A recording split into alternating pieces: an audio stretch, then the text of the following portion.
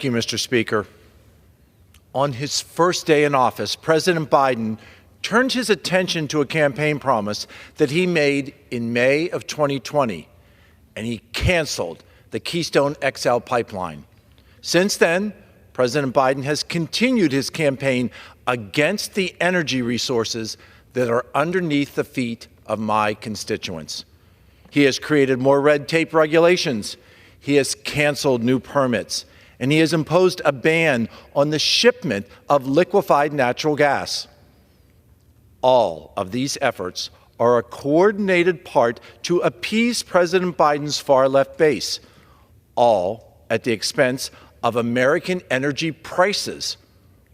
In 2022, the national average for a gallon of gas reached over $5 a gallon for the first time in our history. Now, the average price for a gallon of gas is once again on the rise, recently hitting a 4-month high. Pennsylvanians cannot afford these rising prices and cannot afford a president who puts politics ahead of what is best for American families. It is time to put a stop on the war against American energy and return to using the baseload power that we can produce right here at home. Thank you.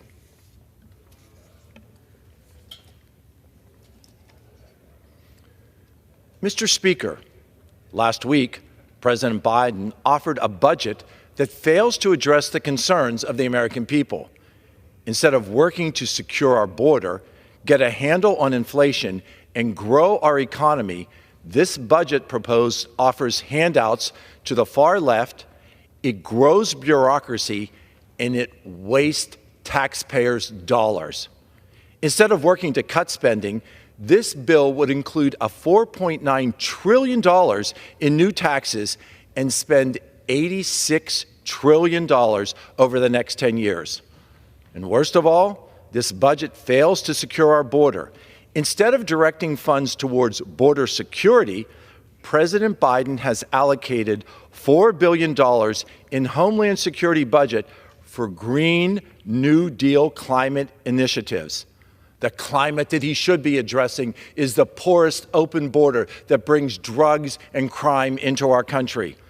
It is clear that this administration is more focused on growing its agencies and investing in liberal policies and spending trillions of taxpayer dollars at that same time that our debt continues to spiral out of control. This is all unacceptable. Thank you, Mr. Speaker, and I yield.